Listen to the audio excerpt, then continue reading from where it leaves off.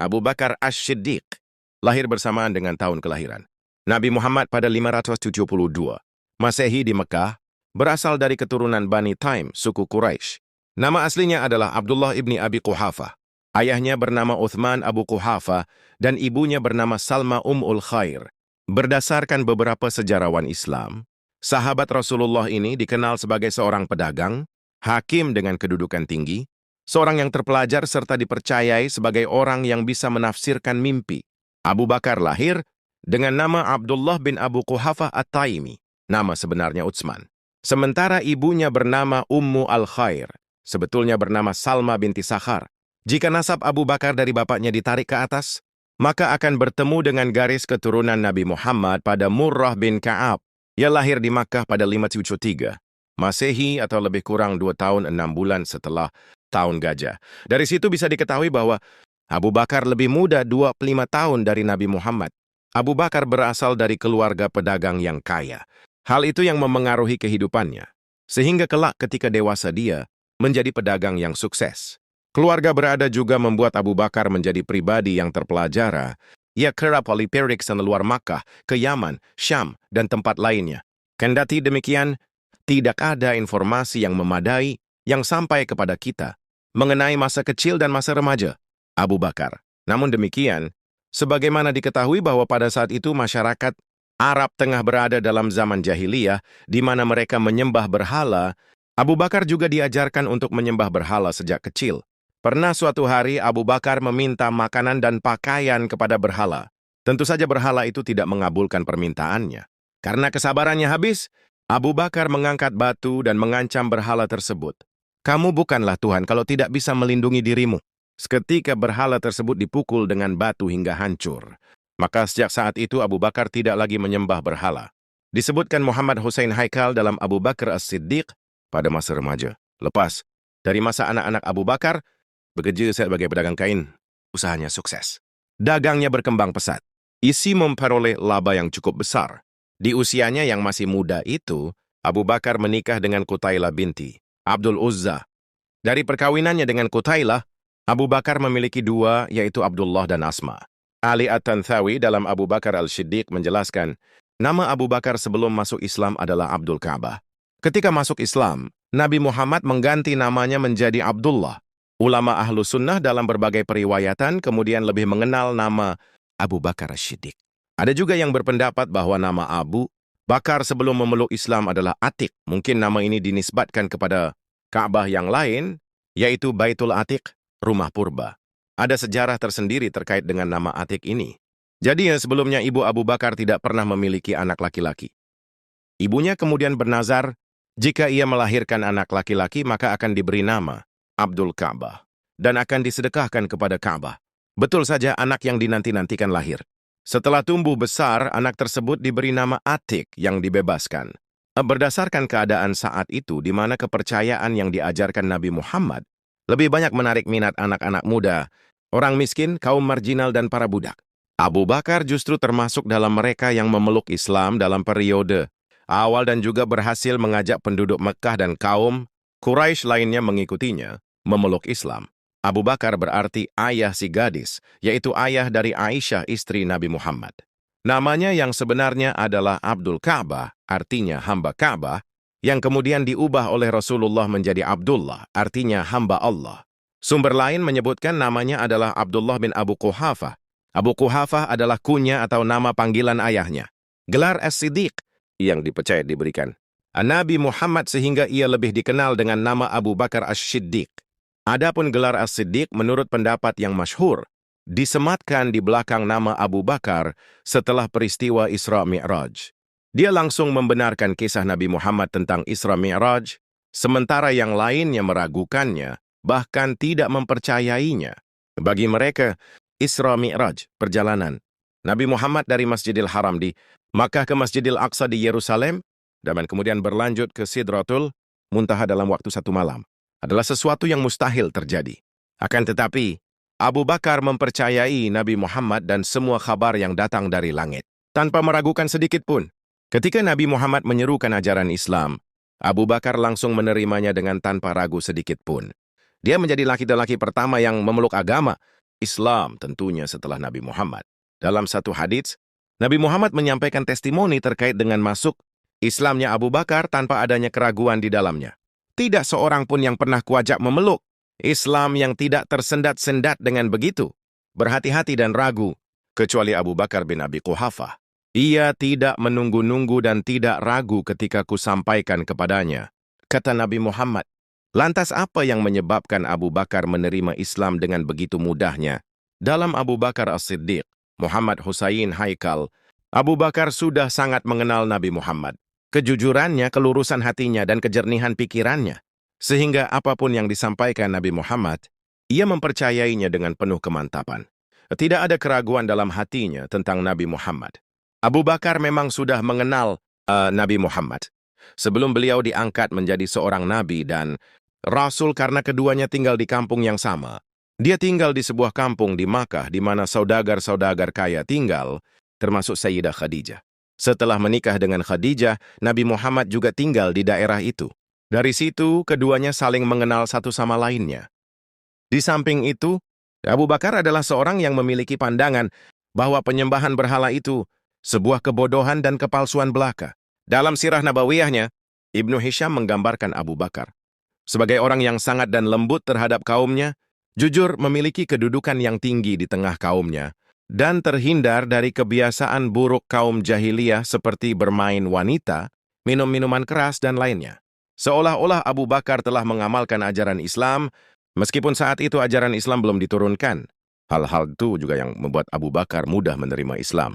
Salah satu peristiwa yang menunjukkan kesetiaan Abu Bakar As-Siddiq adalah ketika beliau menyertai Rasulullah dalam hijrah ke Madinah. Hijrah adalah perpindahan dari Mekah ke Madinah yang dilakukan oleh Rasulullah dan para sahabat untuk menyelamatkan diri dari ancaman kaum Quraisy yang ingin membunuh Rasulullah. Abu Bakar As-Siddiq adalah orang yang pertama kali bersedia menemani Rasulullah dalam perjalanan hijrah yang penuh bahaya dan tantangan. Abu Bakar As-Siddiq menyiapkan segala keperluan untuk hijrah, seperti unta, bekal, dan pemandu jalan. Beliau juga menyiapkan dua orang anaknya, yaitu Abdullah dan Asma, untuk membantu Rasulullah. Abdullah bertugas untuk menghapus jejak Rasulullah dan Abu Bakar, sedangkan Asma bertugas untuk membawa makanan dan minuman ke Gua Tsur, tempat Rasulullah dan Abu Bakar bersembunyi selama 3 hari. Abu Bakar As-Siddiq sangat mengkhawatirkan keselamatan Rasulullah. Beliau rela mengorbankan dirinya untuk melindungi Rasulullah dari bahaya. Ketika berada di Gua Tsur, beliau membersihkan gua dari binatang-binatang berbisa dan menyumbat lubang-lubang dengan kainnya. Ketika ada seekor ular yang menggigit kakinya, beliau menahan rasa sakitnya agar tidak mengganggu tidur Rasulullah.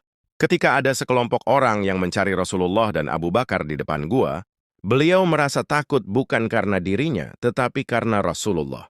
Beliau berkata, "Ya Rasulullah, jika salah seorang dari mereka menundukkan pandangannya ke bawah gua, tentu mereka akan melihat kita." Rasulullah menenangkan beliau dengan berkata, "Janganlah engkau bersedih. Sesungguhnya Allah bersama kita." Kisah Abu Bakar meyakini Isra Mi'raj. Abu Bakar adalah orang pertama yang meyakini atau mempercayai cerita Rasulullah mengenai Isra Mi'raj. Ini berbanding terbalik dengan kondisi saat itu di mana sebagian nabas kaum musyrikin tidak percaya dengan cerita. Rasulullah bahkan menganggapnya gila. Pada suatu pagi Abu Jahal memanggil penduduk Makkah untuk berkumpul. "Dengarkan wahai kalian semua, Muhammad telah mengaku padaku bahwa semalam ia pergi ke Baitul Maqdis. Tapi lihat, pagi ini dia sudah ada di sini. Jadi, apakah kalian percaya omongannya?" Ucap Abu Jahal, "Allah, dia pasti berdusta. Jarak antara Makkah dan Palestina tidak mungkin bisa ditempuh hanya dalam 1 malam." Jawab si Fulan. Salah seorang kaum dari Bani Ka'ab yang pernah ke Masjidil Aqsa berkata, "Wahai Muhammad, jika benar kau telah mengunjungi Masjidil Aqsa, coba sebutkan ciri-ciri masjid itu kepada kami." Rasulullah pun menjelaskan ciri-ciri Masjidil Aqsa dengan rinci. "Demi Allah, semua ciri yang ia katakan adalah benar," ucap si penanya. Namun pernyataan itu tidak lantas membuat penduduk Makkah percaya. Mereka malah menuduh Rasulullah sebagai pendusta dan gila, terlebih lagi Abu Jahal. Dikata semua penduduk Makkah tidak percaya, Abu Bakar justru percaya.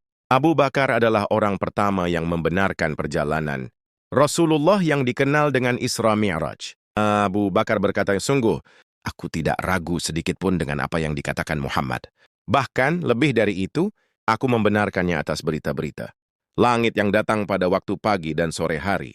Dalam buku lain, Kisah Teladan 20 Sahabat Nabi untuk Anak Karya DR, Hamid Ahmad Ats-Tsahir, ketika Rasulullah menyampaikan kepada kaum musyrikin perihal perjalanan Isra Mi'raj yang telah dilakukannya, mereka pun tidak mempercayai perkataan beliau. Bahkan mereka menuduh beliau gila. Dan pada saat itu Abu Bakar datang dan mereka berkata, "Sesungguhnya sahabatmu mengaku bahwa dirinya telah pergi ke Baitul Maqdis dan pulang darinya dalam waktu semalam." Mereka merasa yakin bahwa Abu Bakar akan tidak mempercayai perkataan Rasulullah. Tetapi ternyata Abu Bakar berkata, "Jika baginda Rasulullah mengatakan seperti itu, maka ketahuilah bahwa sesungguhnya ia adalah orang yang jujur." Mereka berkata, "Bagaimana kamu bisa mempercayai hal ini?" Abu Bakar menjawab, "Aku telah mempercayai perkataannya, bahwa Al-Quran telah diturunkan kepadanya dari langit, maka bagaimana mungkin aku tidak mempercayainya dalam masalah seperti ini?"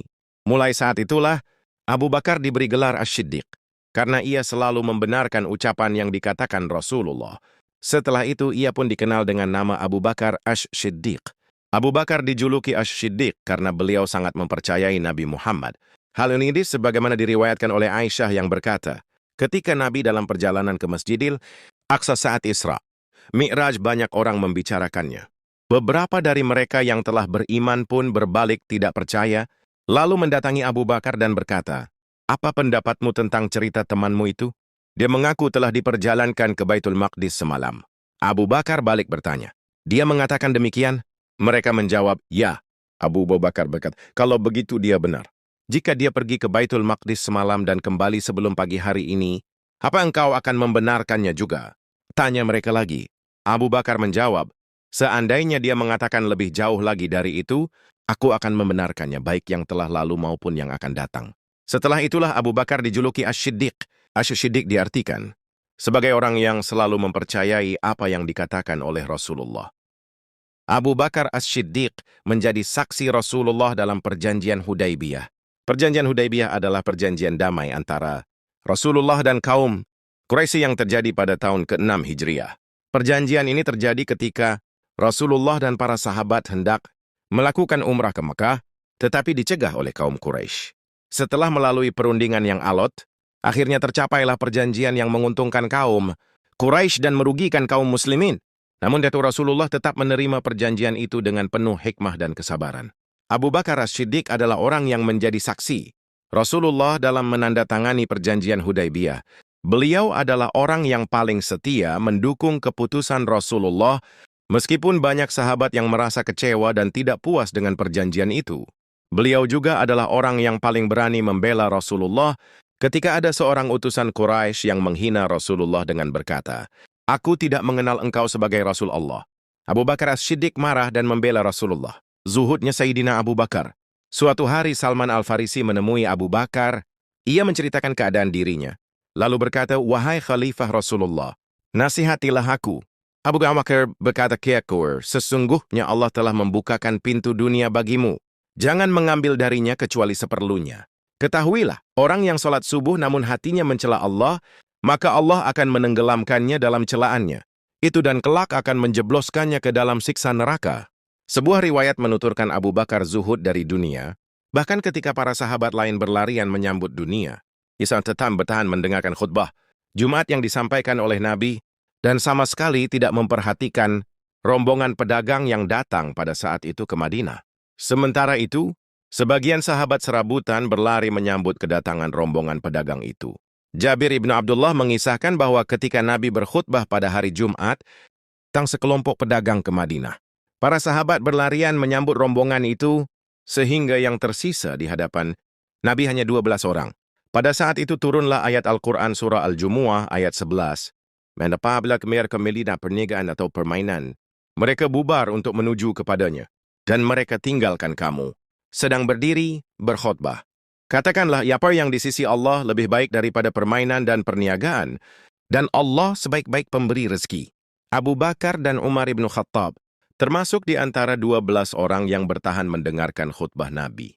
Dan diriwayatkan bahwa suatu ketika Abu Bakar berkhutbah di hadapan orang-orang.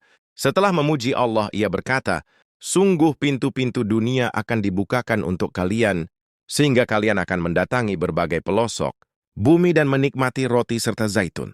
Kalian akan membangun masjid-masjid di sana. Maka berhati-hatilah. Ingatlah, Allah mengetahui kalian. Kalian tidak mendatanginya untuk main-main, tetapi semua itu dibangun untuk mengingat Allah. Demi Allah, benarlah Muawiyah ketika ia berkata, sesungguhnya dunia tidak pernah menginginkan Abu Bakar dan ia tidak pernah menginginkannya. Dunia menginginkan Umar namun ia tidak menginginkannya.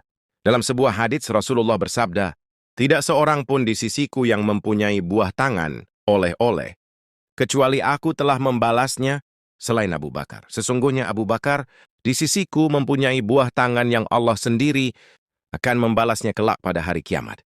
Tidak ada harta seorang pun yang memberi manfaat kepadaku, sebagaimana manfaat harta Abu Bakar. Seandainya aku boleh mengambil kekasih dari manusia, niscaya aku akan menjadikan Abu Bakar sebagai kekasih. Ketahuilah, sesungguhnya sandara kalian ini adalah kekasih Allah. Hadis riwayat At-Tirmidzi. Khalifah Islam pertama, setelah wafatnya Rasulullah, maka melalui musyawarah antara kaum Muhajirin dan Ansyar. Hasil musyawarah ini kemudian memilih Abu Bakar sebagai khalifah pertama, memulai era Khulafaur Rasyidin. Ia menjadi Khulafaur Rasyidin atau khalifah Islam pertama meski ditentang oleh sebagian Muslim Syiah, karena menurut mereka Nabi pernah memilih Ali bin Abi Thalib sebagai penggantinya. Namun Ali bin Abi Thalib menyatakan setia dan mendukungnya sebagai khalifah. Segera setelah menjadi khalifah, ia banyak disibukkan oleh pemadaman pemberontakan dan pelurusan akidah masyarakat yang melenceng setelah meninggalnya Nabi. Dalam kepemimpinannya sebagai khalifah, beliau memerangi Musailama al-Kazab, Musailama si pembohong, yang mengklaim dirinya sebagai Nabi baru menggantikan Nabi Muhammad, sahabat Rasulullah. Ini juga memungut zakat kepada suku-suku yang tidak mau membayarnya setelah meninggalnya Nabi Muhammad. Mereka beranggapan bahwa zakat adalah suatu bentuk upeti terhadap Rasulullah. Setelah usainya pemberontakan dan berbagai masalah internal, beliau melanjutkan misi Nabi Muhammad menyiarkan syiar Islam ke seluruh dunia. Isfingwus orang-orang kepercayaannya ke Bizantium dan Sasanid sebagai misi menyebarkan agama Islam. Khalid bin Walid juga sukses menaklukkan Irak dan Suriah dengan mudah. Beliau menjadi khalifah dalam jangka waktu 2 tahun. Abu Bakar Ash-Shiddiq meninggal pada tanggal 23 Agustus 634 di Madinah. Beliau dimakamkan di samping makam Rasulullah.